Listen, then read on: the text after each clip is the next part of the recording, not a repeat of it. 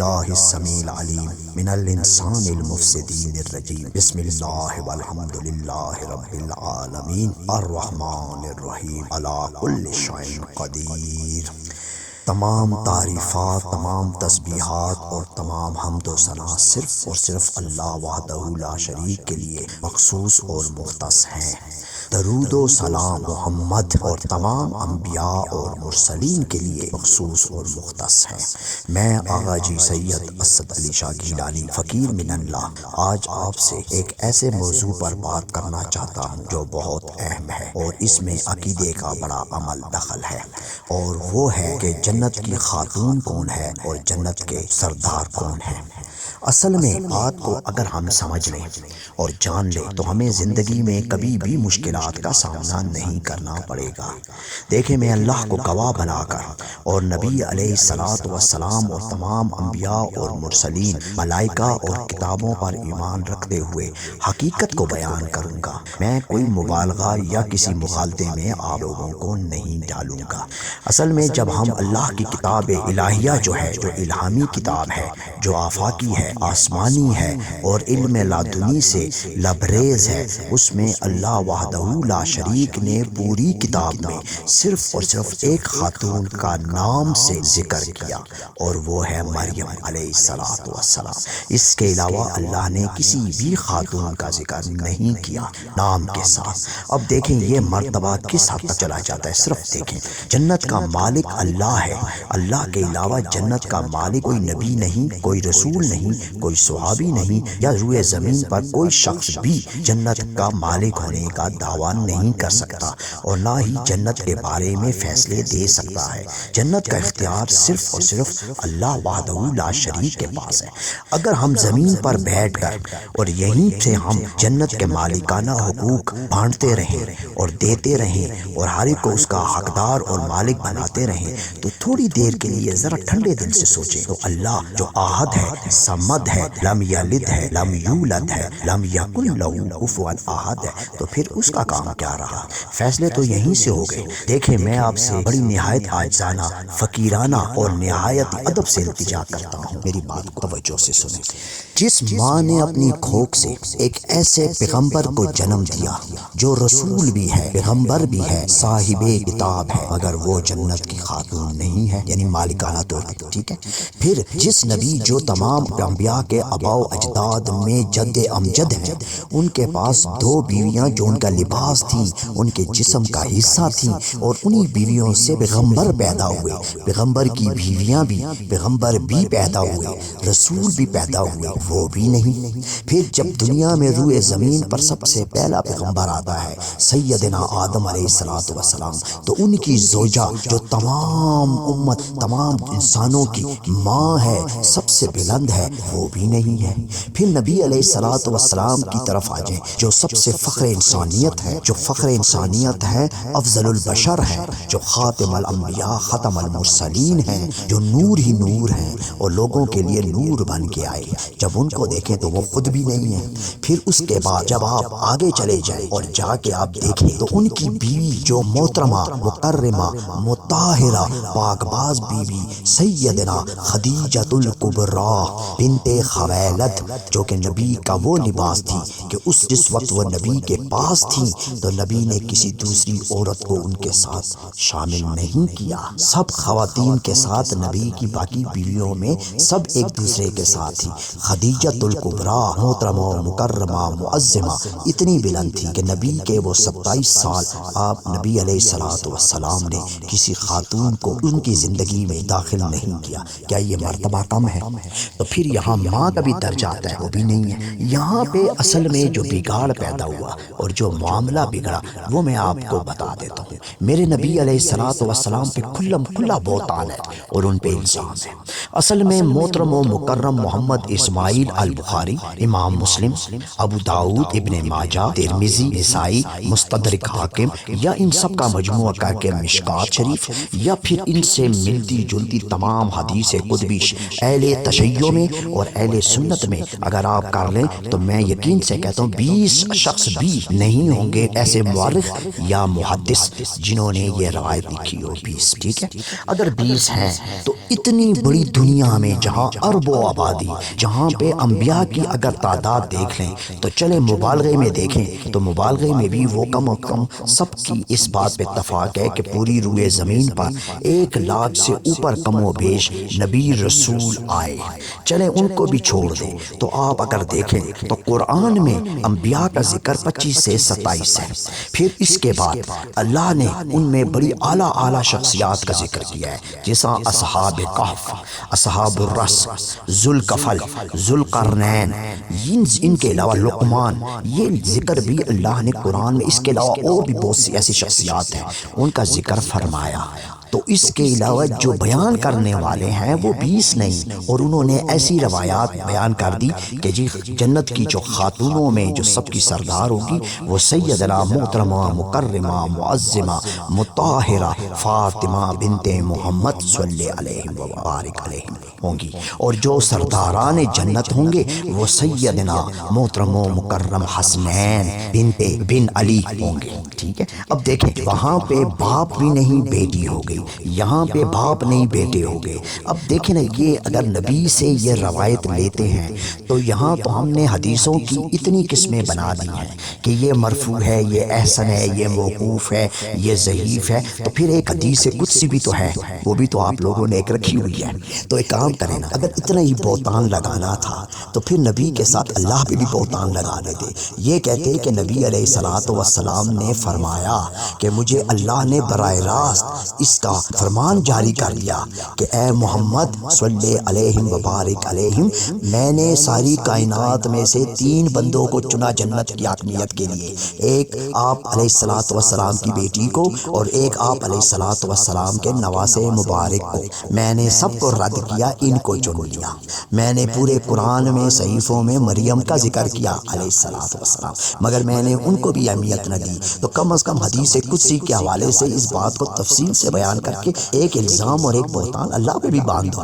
دیکھیں میں آج بھی کہتا ہوں زمین پہ بیٹھ کے، روئے زمین پہ بیٹھ کے جنت کے فیصلے نہ کریں، جہنم کی باتیں نہ کریں، اس کا مالک صرف اللہ وحدہ لا شریک ہے، جو خالق کائنات ہے، جس کے آگے محمد بھی جھکتے تھے، جس کے آگے محمد صلی علیہ وبارک علیہ سجدہ ریز ہوتے تھے، ان کے پاؤں مبارک ان کی شکر اور صبر میں سوج جایا کرتے تھے، تو جس کے سامنے تمام انبیاء جھکے، نبی جھکے، رسول جھکے، حاجتیں مانگی، ان سے دعائیں کی، اپنی کوتاہیوں، لغزشوں یا اپنی کسی غفلت کی وجہ سے اللہ سے اپنے لیے معافی کی طلبگاری کی، تو میں آج بھی آپ سے یہی التجا کرتا ہوں، ایسی باتوں میں اس سادہ لو امت مسلمہ، امت محمدیہ، ملت اسلامیہ کو نہ پھنسائیں، ان کے عقیدوں میں ایسی چیزیں نہ ڈالیں جن سے یہ اپنے اعمال بھی ضائع کر دیں، اپنے عبادات کو بھی ضائع کر دیں۔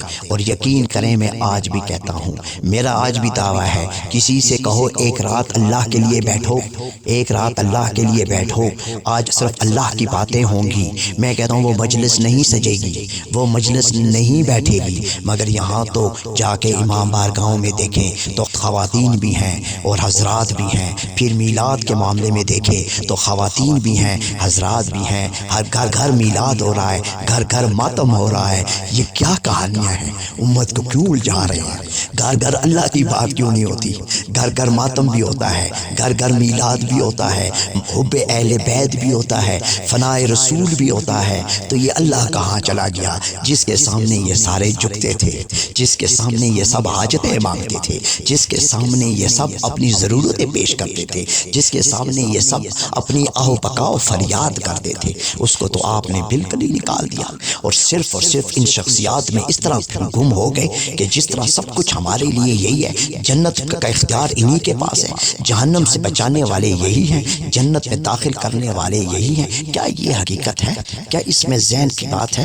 جو مالک ہے، جس نے پیدا کیا، جو رزق دینے والا ہے، واللہ خیر الرازقین ہے، جو ازل سے ابد تک ہے، جسے نہ موت آتی ہے، نہ نیند آتی ہے، نہ اسے اونگ آتی ہے، جو ہر وقت اپنے شان شان و شوکت اور جاؤ حشمت میں ہے، آپ نے تو اسے بالکل یکسر نظر انداز کر دیا۔ کیا یہ بات سوچنے کی نہیں ہے؟ کیا یہ بات غور کرنے کی نہیں ہے؟ کبھی اس بات پہ سوچیں۔ میں نہیں کہتا دلیلیں دینے کے لیے، منطق کو بیان کرنے کے لیے، عالمانہ گفتگو کرنے کے لیے، لفظوں کا ہیر پھیر کرنے کے لیے، ذہن کو بند کرنے کے لیے، یعنی وہ ذہن سازی کرنے کے لیے تو بہت سا علم موجود ہے، لیکن وہ تو گمراہی کا علم ہے۔ سچا علم تو ایک ہی بات میں بات سمجھ آ جاتی ہے۔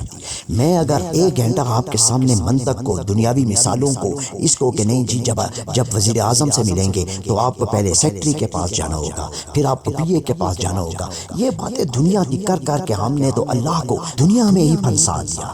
وہ تو زمین اور آسمانوں کا مالک ہے، وہ تو آپ کے رگ حیات سے بھی قریب ہے، وہ تو آپ کے دل میں بس رہا ہے، دل کی دھڑکنوں میں وہ دھڑک رہا ہے۔ کبھی خیال تو کرو، کبھی فقیر کے پاس بیٹھ کے سوچو، ان عالموں، ان علامہ، ان ذاکرین، ان مفتیوں، ان ملاؤں کی باتوں نے تو آپ لوگوں کو اس حد تک لے گئے ہیں کہ وہ تو آپس کے جھگڑوں میں، آپس کے اختلاف میں انہوں نے تو آپ لوگوں کو الجھا کے اور پھنسا کے رکھ دیا ہے۔ اسلام زبردست مذہب ہے، سادہ مذہب ہے اور امن کا مذہب ہے۔ اسلام کا مطلب سمجھتے ہیں سلامتی، ایمان کا مطلب سمجھتے ہیں امن۔ جب ایمان آپ میں صحیح ہوگا تو امن ہوگا، جب امن ہوگا تو سلامتی ہوگی اور آپ سلامت رہیں گے۔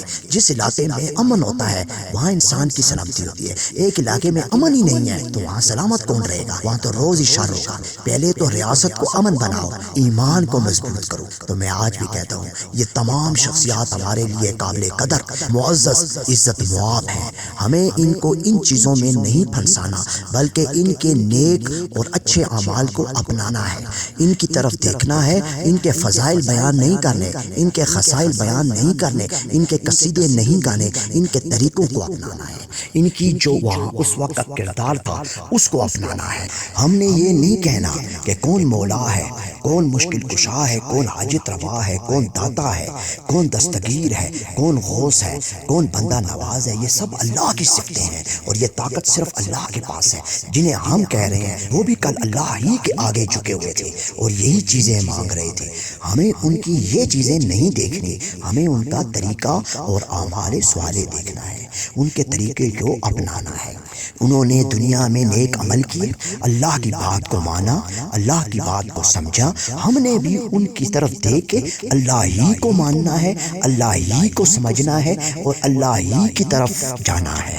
جس وقت ہم کہتے ہیں نا انا للہ و انا الیہ راجعون، تو ہم اس چیز کا ایک تصدیق کرتے ہیں، اقرار کرتے ہیں، وعدہ کہ ہم تو اللہ صرف تیرے ہیں اور ہمیں بھی تو پلٹ کر تیری طرف آنا ہے۔ ہمیں تو کسی شخصیت کی طرف پلٹ کے نہیں جانا، ہمیں تو کسی عالم شخصیت کے پاس تو نہیں جانا، ہمیں تو اللہ کے پاس جانا ہے۔ جواب تو ہم نے وہاں پہ اللہ کو دینا ہے۔ جب ہم اللہ ہی کو جواب دیں گے اور اللہ ہی فیصلہ کرے گا کہ کس کے لیے جنت ہے اور کس کے لیے جہنم ہے، یا کس کے لیے بخشش ہے یا جس کے لیے بخشش نہیں ہے، یہ تو فیصلہ رب کا ہے، یہ کسی انسان کا نہیں ہے۔ زمین پہ بیٹھ کے یہ فیصلے کرنے کا اختیار کس نے دیا؟ البخاری، مسلم، ابو داؤد، ابن ماجہ، ترمذی، اصول کافی یا اس قسم کی کتابیں، غنیۃ الطالبین، کشف المعجوب یا اس سے ملتی جلتی جو بھی آپ کے پاس کتابیں ہیں، وہ تفصیل میں نہیں جاتا۔ تو کیا یہ کتابیں ہی ہمارے لیے کسوٹی ہیں؟ ہمارے لیے کسوٹی اللہ ہے، بس اللہ کا فیصلہ قرآن میں ہے اور قرآن موجود ہے، اور قرآن کم و بیش 23 سال کے عرصے میں نازل ہوتا رہا۔ تو اللہ نے وہاں پہ جنت کی بشارتیں تو دی، جنت کے جانے کی طرف راستے تو بتائے، جنت کے لیے ان لوگوں کو بتایا کہ جن کے دائیں ہاتھ میں اعمال نامہ ہوگا، کن کے بائیں ہاتھ میں اعمال نامہ ہوگا۔ مگر اللہ نے کسی پرٹیکولر شخصیت کے لیے اللہ نے یہ نہیں فرمایا کہ یہ سارے جنتی ہیں، یہاں تک کہ اللہ نے کسی نبی اور رسول کو بھی یہ فیصلہ نہیں دیا روئے زمین پر۔ شک نہیں ہے، یقین ہے ہمارا واسع کہ اللہ کے انبیاء و مرسلین ہر صورت میں جنتی ہیں، بس یہ ایک ہمارا گمان ہے اور یہ ہمارا حسن ظن ہے اور یہ ہمارا یقین ہے، مگر ہم اس میں بھی فیصلے کے حقدار نہیں ہیں۔ مالک کا فیصلہ تو مالک کے پاس ہے۔ اب وہ قیامت کے روز روزے محشر پہ کیوں سجے گا؟ جب فیصلے ہو ہی گئے دنیا میں، معاملات ہو ہی گئے دنیا میں، جھنڈے بھی گڑ گئے کہ جو اس جھنڈے کے نیچے ہوگا وہ جنت میں جائے گا، جو اس جھنڈے کے نیچے ہوگا وہ جنت میں جائے گا. جھنڈے بھی بن گئے, شخصیتیں بھی بن گئی, شخصیتوں کی باتیں بھی ہو گئی کہ جو اس کو مانے گا وہ جنتی ہے, جو اس کو نہیں مانے گا وہ جہنمی ہے. تو پھر وہاں روزے محشر کس لیے سجے گا؟ پھر وہاں کیا فیصلہ ہوگا؟ وہاں کیا باتیں ہوں گی؟ پھر ہمیں قبر سے کیوں اٹھایا جائے گا؟ بس اس بات کو غور کریں, میری اس بات کو سمجھیں. ان علماء کے فریب سے, ان کے دھوکوں سے اور ان کی بڑی بڑی اعلیٰ اور بڑی چرب زبانیوں سے اپنے آپ کو بچا لیں. یہ صرف اور صرف آپ کو گمراہی میں ڈالیں گے. میرا کام تھا آپ کو اللہ کی طرف ایک پیغام دینا, اور وہ تعلیم جو نبیوں نے دی, رسولوں نے دی, نیک لوگوں نے دی, وہ تعلیم دینے کے لیے میرے یہی الفاظ ہیں. اس میں کوئی جھوٹ نہیں ہے, میں آج بھی سچ کہتا ہوں. آپ یقین کر لیں, مجھے کسی سے کوئی لالچ نہیں. یہاں تو لوگوں نے اپنے نام کے چھوٹے چھوٹے گروہ بنا لیے, اپنے مرید بنا لیے, پھر انہی سے چھوٹے چھوٹے فرقے بنا لیے. کسی نے اشرفیہ فرقہ بنا لیا, تو کسی نے جعفریہ فرقہ بنا لیا, تو کسی نے فلاں فرقہ بنا لیا, تو کسی نے فرقے بناتے رہے. میں یہ نہیں کہتا, یہاں تو نام سے جس کا جو نام ہے انہوں نے وہ نام, جس کا نام ہے شکیل تو اس نے شکیلیہ فرقہ بنا لیا, جس کا نام ہے جمیل تو اس نے جمیلیہ فرقہ بنا لیا, جس کا نام ہے کلیم تو اس نے کلیمیہ فرقہ بنا لیا. میں ایسے ایک مثال کے طور پہ, تو یہاں چھوٹے چھوٹے گروہوں میں بٹ گئے, تو سب لوگ آپ علماء کی باتوں میں پھنس گئے. میرا آج کا یہ موضوع آپ سنیں. کوئی نہ جنت کی خاتون ہے, نہ کوئی جنت کا سردار ہے. نیک شخصیات تھیں, نیک شخصیات ہیں, دنیا سے پردہ کر گئیں. اب ان کا کوئی تعلق دنیا سے نہیں ہے. جو آپ کے سامنے ہیں, جو آپ کے پاس موجود ہیں, جو آپ کے ارد گرد ہیں, ان سے پیار کریں, ان سے محبت کریں, ان کی قدر کریں, اور ان کو اچھی باتیں بتائیں, اور ان سے خود اچھی باتیں سیکھیں. بس یہ زندگی کا نام ہے. آپ دنیا میں کس لیے آئے, کیا کس کام کے لیے آئے, کون سا کام آپ نے کرنا ہے, اور کون سا کام کر کے آپ جائیں گے, کس کس بات کی آپ نے وہاں جواب دینا ہے, اس کی فکر کریں. جو لوگ جو دنیا سے چلے گئے, چاہے وہ کوئی بھی شخصیت ہے, چاہے وہ نبی ہیں, رسول ہیں, ان کی تعلیم پہ زور دے, ان پہ زور نہ دے. انبیاء مرسلین پہ ہمارا ایمان یہ ہے کہ وہ اللہ کے برحق, برگزیدہ, فرستادہ, اولو العزم, جلیل القدر اور منتخب بندے تھے, اور بندے ہیں. ہم نے ان کی شخصیتوں میں نہیں گم ہونا, ہم نے ان کی تعلیم کو پانا ہے, ان کی تربیت کو سمجھنا ہے, ان کے کردار کو جانچنا ہے, اور اس طرح زندگی گزارنی ہے. وہ صرف پیغمبر تھے, اللہ کا پیغام لے کے آئے. ہم نے اللہ کو دیکھنا ہے. جب ہم اللہ کو دیکھیں گے, اللہ کو سمجھیں گے, اللہ کو پہچانیں گے, اللہ کو جانیں گے, اللہ کی طرف جانے کے لیے راستہ تلاش کریں گے, تبھی ہماری منزل یہی ہوگی کہ ہم اللہ کے بندے بن جائیں گے. ہم اللہ کی عبادت سے نکل کر اللہ کی بندگی میں چلے جائیں گے. یہی سب سے بڑی بات ہے. اللہ کی عبادت تو سب نے کرنی ہے, کائنات کر رہی ہے. اللہ کی اے انسان تو بندگی کرے گا, کیونکہ عبادت تو سب کائنات کے لیے ہے, بندگی جو ہے وہ صرف انسان کے لیے ہے. اللہ کی بندگی کریں اور ان چیزوں میں نہ الجھیں. میں نے آج آپ سے یہی التجا کرنی ہے کہ ان مولویوں, ان علماء, ان ذاکرین, ان علامہ, ان مفتیوں کی باتوں سے نکل کر سیدھا سیدھا, صاف صاف, آسان, آپ کے پاس تو دنیا کی اعلیٰ ترین مستند پاک کتاب موجود ہے. اس میں ہر مسئلہ موجود ہے. الجھاؤ نہ پیدا کرو, تو ہر مسئلے کا حل اس میں ہے. اب دیکھیں, علماء نے نئے نئے ناموں سے آپ کو متعارف کرایا. یہ خضر کون سا پیغمبر ہے اور کون سا رسول ہے؟ قرآن تو اس کے بارے میں بات ہی نہیں کرتا. یہ خضر کہاں سے آیا؟ اللہ تو جب موسیٰ علیہ السلام کی بات فرماتا ہے تو کہتا ہے میرا ایک بندہ. وہاں تو وہ عبد کی بات کرتا ہے, عباد کی بات کرتا ہے کہ میرے ایک بندے نے ان کو, وہ جو کشتی والا واقعہ اور دیوار والا واقعہ اور بچے کا, تو اللہ نے تو وہاں خضر کا نام استعمال ہی نہیں کیا. تو پھر کیوں جھوٹی باتوں پہ آپ لوگ جاتے ہیں؟ جو بات سچ ہے اسی کو مانیں, اسی کو مانیں, اسی میں جائیں. آپ سب دنیا آج بھی کہہ رہی ہے کہ جی یہاں پہ خضر علیہ السلام اس کے نام کے ساتھ وہ آئے گا, اور اس کے انگوٹھے کی اس سائڈ پہ ہڈی نہیں ہے. آپ ایسے, بھائی اللہ کے علاوہ کوئی بھی زندہ نہیں ہے. فرشتے بھی وقت کے ساتھ ساتھ اپنی روشنی میں مدھم ہوتے جاتے ہیں. فرشتہ بھی کوئی تا قیامت تک موجود نہیں ہے.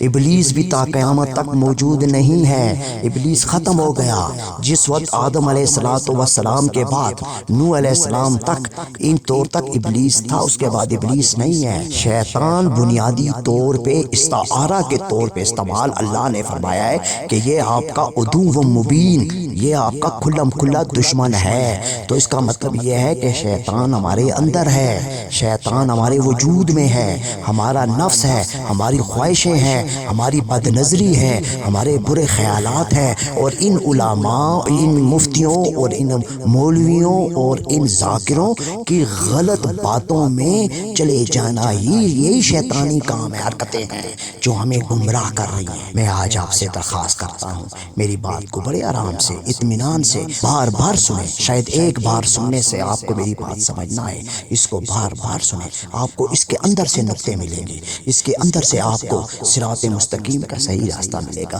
میں نے کسی پہ اعتراض نہیں کیا، میں نے کسی کے دل آزاری نہیں کی، صرف اور صرف میں نے سیدھے راستے کی طرف نشاندہی کی ہے۔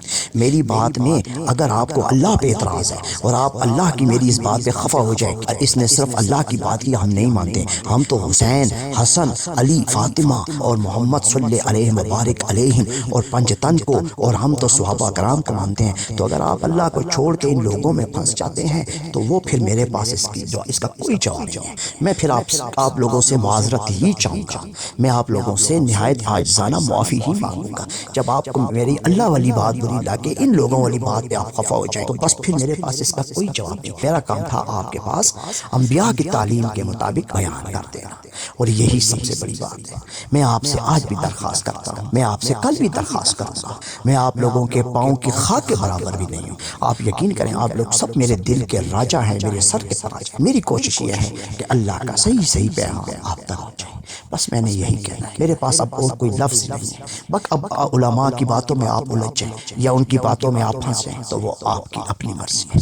وآخر دعوانا والحمد للہ رب العالمین۔ سبحان ربک رب العزت عما یصفون وسلام علی المرسلین والحمد للہ رب العالمین۔ السلام علیکم ورحمۃ اللہ وبرکاتہ ومغفرتہ۔